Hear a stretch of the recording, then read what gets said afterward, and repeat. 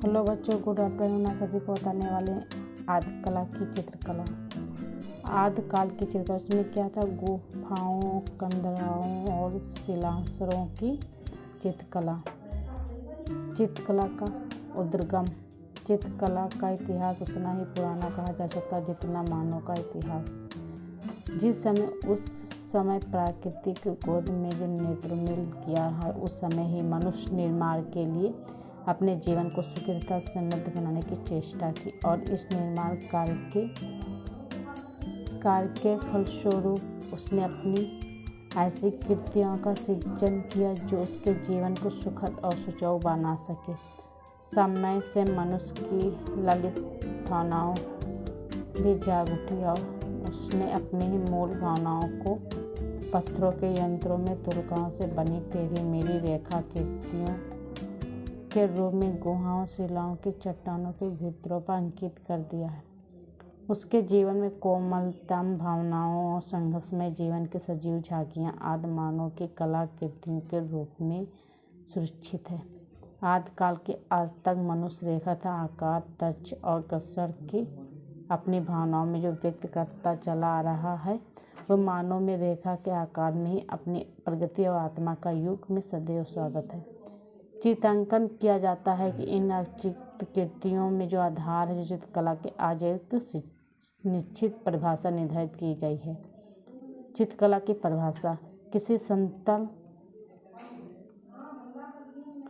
समतल धरातल जैसे भित्ति, वरिष्ठ फलक आदि पर रंग तथा रेखाओं की सहायता लंबाई, चौड़ाई, गोलाई तथा ऊंचाई में जो अंकित किए गए उसी रूप का अभ्यास करना ही चित्रकला है। मानव की उत्पत्ति और विकास क्रम। चित्रकला के इतिहास का अध्ययन करने से पूर्व मानव का विकास क्रम भी देखना आवश्यक है। इस अध्ययन से आदि मानव की कलाकृतियों में कला क्रम का अनुमान लगाया जा सकता है। इसी अध्ययन से आदि मानव की कलाकृतियों के कलाक्रम का अनुमान लगाया जा सकता है।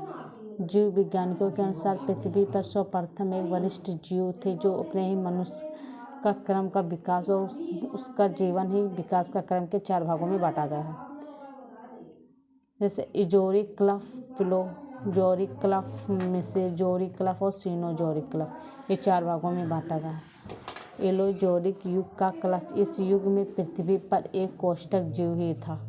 इस जैविक आज के लगभग 1 अरब 50 करोड़ वर्ष पूर्व पृथ्वी पर विकसित हुआ। प्लेजोरिक युग या क्लफ, इस युग में जीव सर्वप्रथम आकोष्ठकीय प्राणियों जैसे श्वान, संपन्न जैसे मछलियाँ और रेंगने वाले जीवधारियों, पक्षियों और कायावृक्षों और जंगलों के रूप में विकसित हुआ है। मेसोजोरिक युग या क्लफ, इस युग में किशोरी की जीवों का विकास हुआ। इन्होंने सिस्प सांप जैसे मनाया जाता था, उसमें जैसे मछलियाँ सांप हैं उसी समय हुआ था। सीनोजोरिक युग का क्लफ का मतलब होता है उसमें जीवधारी होते हैं, जो जीवों का विकास के साथ साथ मनुष्य का भी विकास हुआ है। जैसे उसमें मनुष्य की उत्पत्ति आज के लगभग 2000 लाख वर्ष पूर्व अवस्था में मनुष्य ने आज जैसे ही मनुष्य का विकास के रूप में लिया है। फिर भारतवर्ष की आदि रूप। भूगर्भवेत्ताओं की खोजों के आधार पर भारत के उपद्वीप का रूप आज जैसा न था, बल्कि केवल दक्षिण भारत कई द्वीपों का एक समूह था, जो भूगर्भवेत्ताओं के द्वारा गोंडवाना के नाम से पुकारा गया है। यह प्रायद्वीप दक्षिण अफ्रीका, ऑस्ट्रेलिया तथा दक्षिण अमेरिका तक फैला हुआ।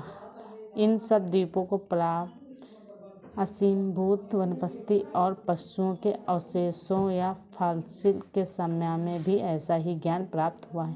उसके बाद में से आदिकाल के मानव की चित्रकला। भारत की जो आदिकालीन जो चित्रकला के अध्ययन करने से के लिए इस समय 3 भागों में विभाजित कर सकते हैं। प्रागैतिहासिक काल नंबर 1 है, फिर 2 में वैदिक काल, नंबर 3 में बौद्ध काल। प्रागैतिहासिक काल में से मनुष्य ने पृथ्वी पर जन्म लेने के पश्चात अपनी असहाय स्थिति को देखा और प्रकृति की सहायता से शक्तियों का सम्मुख जो उसकी चेतना जाग उठी और उसने उदय के चाक्षुष शास्त्र के लिए शरीर को शीत, ताप और वर्षा से सुरक्षित रखने के लिए एक भयंकर पशुओं ने अपनी सुरक्षा करने की नैना सूक्ष्मात्मक प्रयत्न किए। कई प्रकार की सुरक्षा की उसने और इसी काल में 6 लाख ईस्वी पूर्व में पाषाण के जो औजार और हथियार बनाए, जिससे वो आखेट करके उदय बुच्छु के पूर्ति तथा उस अपने ही शरीर की सुरक्षा कर सके। हजारों वर्ष बाद इसी विकास क्रम के साथ साथ चलकर उसने सुरक्षा के लिए गुहाओं की शरण ली। उसने अपने जीवन की कोशिकाओं और भावनाओं को आखेट की गति और सुरक्षा पशुओं के मनोहरी छवि को अनुभव किया, जिससे उसने रंगों की सनी तुलका और टांकी की निकोले पत्थर से गुफाओं और चट्टानों की कली भित्रों पर समतल शिखाओं पर उकेर कर दिया गया। इस प्रकार उसने अपने ही जीवन मधुर और विस्मय क्षणों को अमर बना दिया। मतलब उसमें बहुत सारे जो प्रागैतिहासिक काल में हुए उसमें जैसे विकास होता गया वैसे ही चित्र बनते गए। उसी में जैसे चित्र बनाकर अंकित कर दिए। उसी समय मनुष्य का विशेष रूप से मिट्टी का ही प्रयोग किया। इसी कारण इसी काल को विद्वानों ने पाषाण काल के ही नाम से पुकारा है। मानव की प्रगति आधार पर पाषाण युग में 3 भागों में विभाजित किया है। मतलब प्रागैतिहासिक काल में, फिर उसके प्रागैतिहासिक काल के बाद में उसे पूरा पाषाण युग में भी 3 भाग में बांटा गया। पूरा पाषाण युग, मध्य पाषाण युग और उत्तर पाषाण युग। पूर्व पाषाण युग में इस युग के अवशेष विशेष रूप से औजारों तथा हथियारों आदि के रूप में मिलते हैं, जिसमें असंख्यात गहन है तथा आकार भद्र या प्राचीन अवशेष प्रायः पशुओं की असीम भूत अस्थियों के साथ प्राप्त हुआ है। ऐसे अवशेष भारतवर्ष में बहुत कम प्राप्त हुए हैं और जो भी उदाहरण उपलब्धि हुई अधिकांश दक्षिण भारत के क्षेत्रों में प्राप्त हुए हैं। भूगर्भ शास्त्रियों के अनुसार दक्षिण भारत ही देश का सबसे प्राचीन भाग है।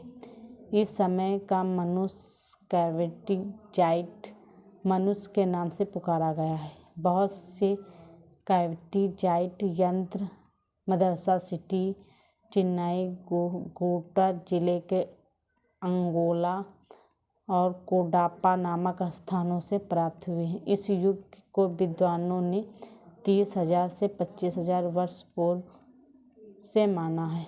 भारत में वर्ष जो पूर्व कला में जो उदाहरण अभी प्राप्त नहीं हुए वे पूर्व पाषाण युग के जो मानव दक्षिण भारत में जो मदरसा सिटी जो चेन्नई के पास जो चिंगोले पुथ अगोला कोडापा क्षेत्र तक सीमित रहा है। फिर मध्य पाषाण युग, इस समय की बहुत कम सामग्री प्राप्त हो सकी है। इस समय का जो मानव ने पूरा पाषाण और पूरा पाषाण के जो मानव ने है वो प्रस्तार का प्रयोग ही किया।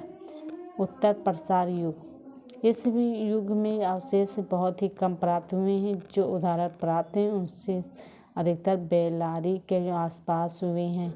इस युग का पत्थर का गढ़ हुआ है और गोला यंत्र नर्मदा नदी की घाटी से भी प्राप्त हुआ है और इसके साथ नर्मदा घाटी में दराई, घोड़े तथा अन्य पशुओं की असीम भूत हड्डियां प्राप्त हुई।